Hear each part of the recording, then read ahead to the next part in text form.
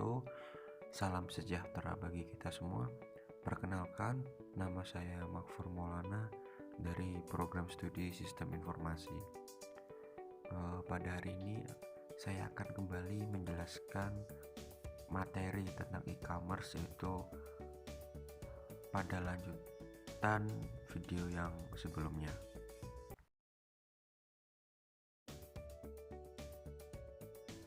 Market creator, di mana di sini membangun lingkungan digital di mana pembeli dan penjual di sini dapat bertemu, dapat melihatkan suatu produk, mencari produk, dan juga menetapkan sekaligus harga. Dan sebelum internet dan web, market creator ini mengandalkan tempat fisik, yaitu membangun suatu pasar. Lalu beberapa waktu kemudian muncullah web, di mana itu semua mengubahnya dengan memungkinkan untuk memisahkan pasar dari berbagai ruang fisik. Perusahaan e-procurement di sini merupakan penyedia layanan B2B, dan ini juga dapat menghasilkan uang melalui biaya akan transaksi. Biaya berdasarkan jumlah workstation, yang mana itu dapat digunakan sebagai layanan, atau juga biaya lisensi. Di sini jelas bahwasanya e-commerce menciptakan dinamika industri yang baru, yang paling tepat akan dibentuk dan juga akan digambarkan sebagai memberi dan menerima akan pasar, serta perubahan para nasib serta para pesaing ataupun kompetitor. Namun di industri lain, e-commerce kini telah memperkuat para anggota yang sudah ada dalam industri kimia contohnya, dan juga transportasi. E-commerce kini digunakan secara efektif oleh produsen untuk memperkuat akan distributor, dalam hal ini tradisional mereka. Bisnis strategi adalah seperangkat rencana untuk mencapai pengembalian pada jangka panjang yang superior atas modal yang telah diinvestasikan oleh perusahaan bisnis. Dan oleh karenanya, strategi bisnis ini adalah rencana untuk menghasilkan suatu keuntungan dalam lingkungan yang kompetitif dan juga dalam jangka waktu yang panjang. Dan keuntungannya di sini yaitu perbedaan antara harga yang dikenakan perusahaan untuk produknya dan juga biaya produksi serta distribusi barang. Serta ada 5 strategi bisnis umum. Yang pertama adalah diferensiasi produk atau layanan. Kedua, persaingan biaya ruang lingkup. Yang ketiga ada fokus. Dan keempat ada keintiman pelanggan, dan kelima adalah pemasok.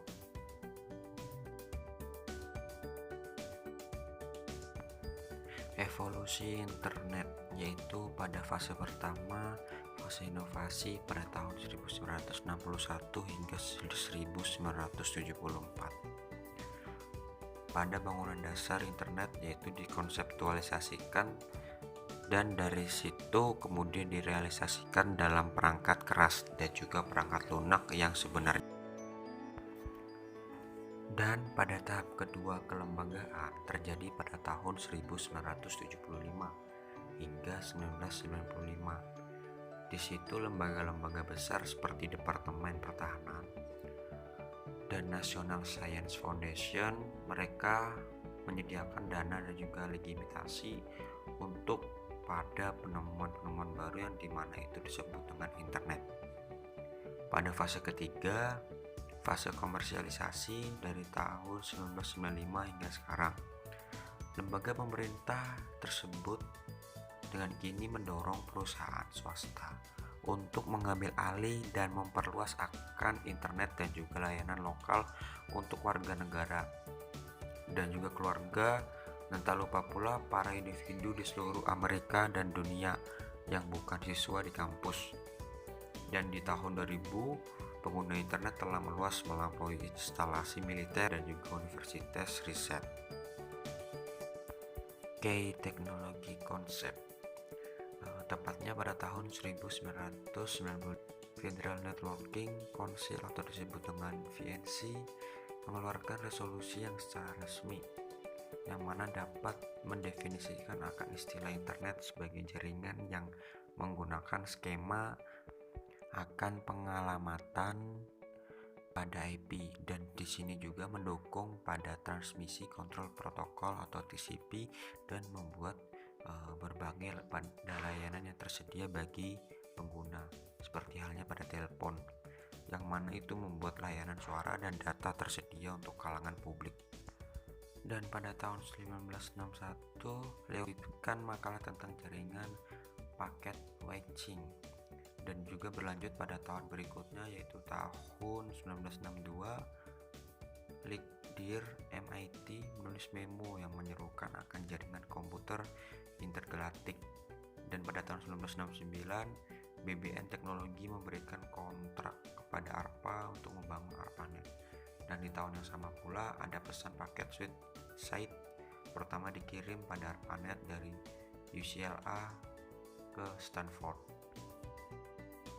Ada model cloud ini di mana perusahaan dan juga individu dapat memperoleh daya cloud dan juga aplikasi perangkat lunak melalui jejaring internet, daripada harus membeli akan perangkat keras dan perangkat lunak dan juga menginstalnya di komputer mereka sendiri. Saat ini cloud computing adalah bentuk cloud yang tumbuh paling cepat dengan perkiraan ukuran pasar pada tahun 2013 lebih dari 130 miliar dolar, serta pada perusahaan perangkat keras seperti pada IBM, HP, dan Dell kini telah membangun pusat cloud computing yang sangat besar dan dapat diskalakan, yang menyediakan daya cloud tersebut, penyimpanan data, dan juga koneksi pada internet yang berkecepatan tinggi ke perusahaan yang mengandalkan internet untuk pengaplikasi pada perangkat lunak akun bisnis. IoT, Internet of Things, di mana pada penggunaan internet ini untuk menghubungkan berbagai perangkat, mesin, dan juga sensor, serta terkadang disebut sebagai internet industri. Dan teknologi internet ini menyebar di luar pada desktop, laptop, dan juga komputer tablet, dan di luar smartphone. Ini juga dilengkapi sensor yang mana mengumpulkan data yang terhubung ke internet, memungkinkan data untuk dianalisis dengan perangkat lunak dan juga daya analitik data. Internet of Things ini dibangun di atas fondasi teknologi yang ada seperti RFID dan diaktifkan oleh ketersediaan sensor yang berbiaya rendah, penurunan harga penyimpanan data, serta pembangunan perangkat lunak analitik big data yang dapat bekerja dengan triliunan potongan data, serta implementasi IPv6 yang memungkinkan alamat internet ditetapkan ke semua perangkat yang baru ini.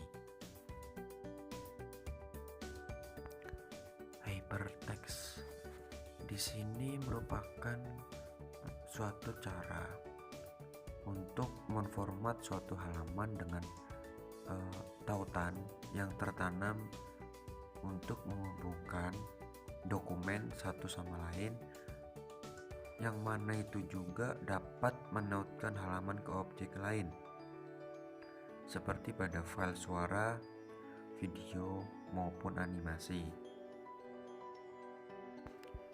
HTML, Hypertext Markup Language, adalah GML atau Generalized Markup Language yang relatif mudah digunakan.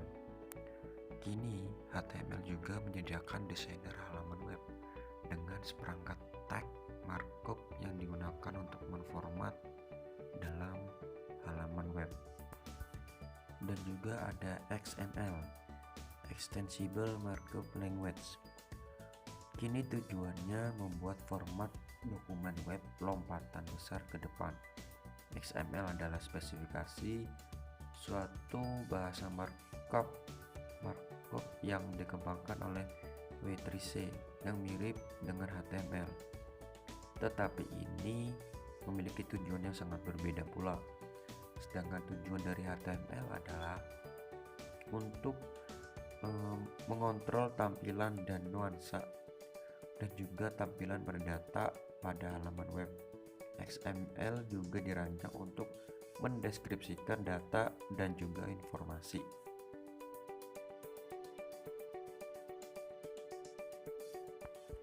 Fitur dan layanan web 2.0 pada jaringan sosial online.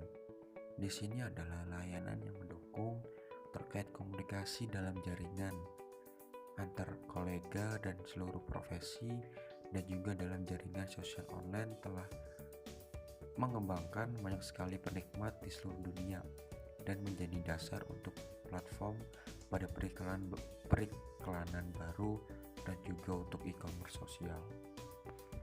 Kemudian ada blog, adalah bentuk halaman web pribadi yang biasanya berisikan serangkaian entry kronologis oleh penulisnya dan link ke web terkait. Blog tersebut dapat menyertakan blog roll dan trackback, dan juga kebanyakan dari blog sendiri mengizinkan pembaca untuk mengirim komentar pada entry blognya sendiri.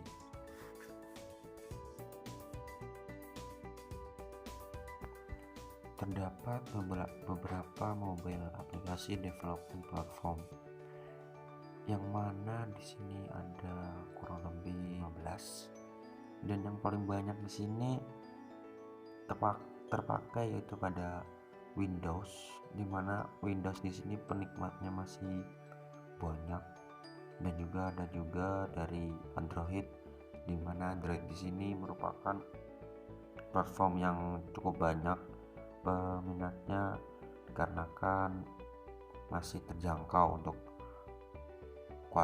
harga ataupun yang lainnya. Setelah pembuatan pada platform tersebut, yang pasti itu akan distribusikan ke Google Play, itu terkhusus pada Android dan kemudian dikontrol oleh pihak Google. Sekian penjelasan dari materi yang saya berikan, semoga dapat menambah wawasan bagi kita semua, dan saya memohon maaf jika ada tutur kata yang kurang berkenan di hati kalian, mohon dimaafkan. Sekian dan terima kasih. Wabillahi taufiq wal hidayah. Wassalamualaikum warahmatullahi wabarakatuh.